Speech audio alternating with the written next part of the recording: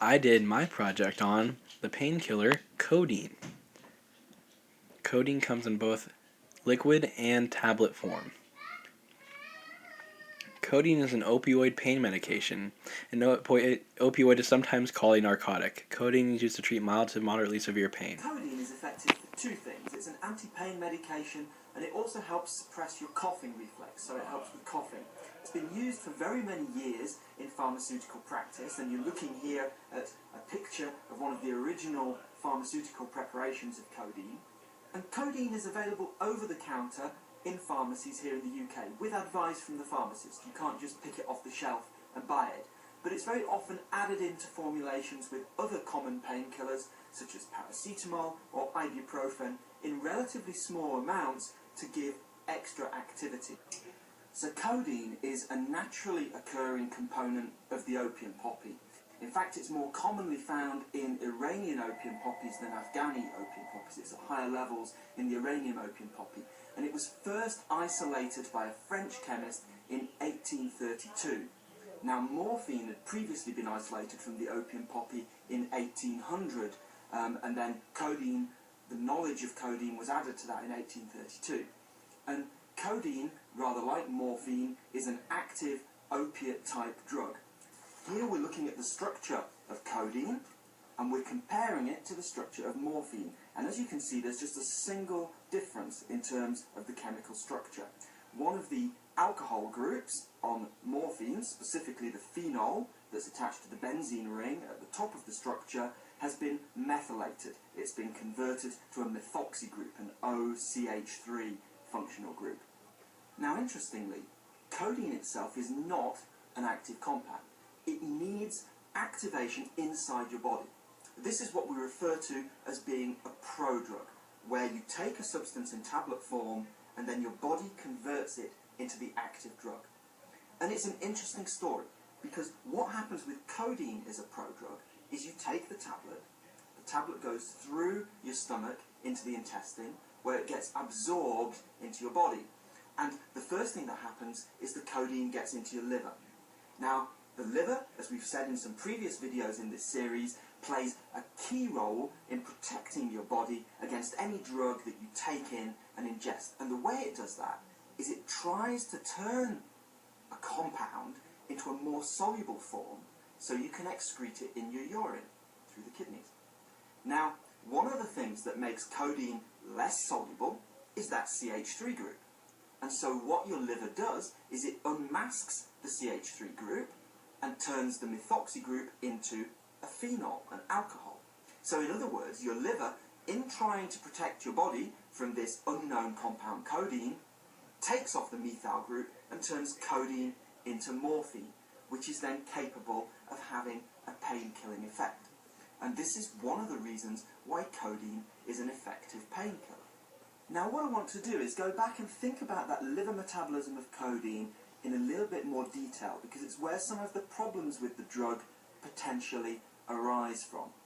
And so what you're looking at here is a reaction scheme with codeine on the left and the things it's converted to on the right. One of the things it's converted to is morphine, by loss of that methyl ether, as we've already said. Another of the things that happens is a glucuronic acid, a sugar unit, can get attached to the structure of codeine. And the reason that the body does that is that sugars are highly water soluble, and that helps the codeine to dissolve in the urine, get removed by the kidneys, and get passed out of the body in that manner. The other thing that happens to codeine metabolically within the liver is that the methyl group can be removed from the amine on the right-hand side of the structure, and that generates a compound called norcodeine. Now, the problem with any prodrug strategy is that you're relying on the enzymes within the liver of the patient to convert the drug into its active form. And the key issue is that your liver activity depends on you as an individual.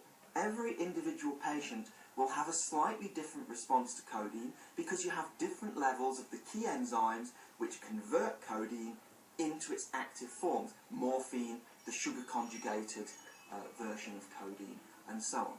Some patients are slow metabolizers of codeine, and actually they take the drug and they get a limited pain-killing effect because their metabolism is inefficient at converting codeine into the active form. It has also been argued that some patients are fast metabolizers of codeine and will take a normal dose of codeine but will get a much higher dose of potentially painkiller, active, analgesic medication because they rapidly convert the codeine into more active forms. Interestingly, as many as 10% of the Caucasian population can have problems in metabolizing codeine too slowly, not having the necessary enzymes at the necessary levels to turn codeine into the pain relief form. However, more problematic are those individuals that are potentially fast metabolizers, and a key paper was published in 2004 in the New England Journal of Medicine, and it is worth a little look at this paper. So it's important to note that this paper only deals firstly with a single patient. Secondly, that the single patient was sick when he came into hospital, and thirdly, that he was taking other medication. However, the conclusions were that this patient became intoxicated by the codeine because firstly, he metabolized it very rapidly to morphine, and secondly, some of the other drugs that he was taking were interfering with some of the other metabolic pathways that help to excrete the codeine. In particular, the conversion of codeine to norcodeine was being blocked. So, if we look back at the reaction scheme, what that means is the codeine is much more rapidly converted into morphine and not so effectively converted into norcodeine, and that is the reason that was given why morphine-type toxicity was observed in this patient. The question is, how common was the response of this patient to codeine? I would suggest this was a very, very rare response to codeine because codeine has long been used as an over-the-counter medication, and this kind of effect has rarely been seen. Common side effects of codeine include feeling dizzy or drowsy, vomiting, constipation, eating disorders, and rash. Here's the molecular makeup of the chemical codeine. It includes carbon, hydrogen, and nitrogen. Here are a few facts about codeine. Thanks for watching my video about codeine.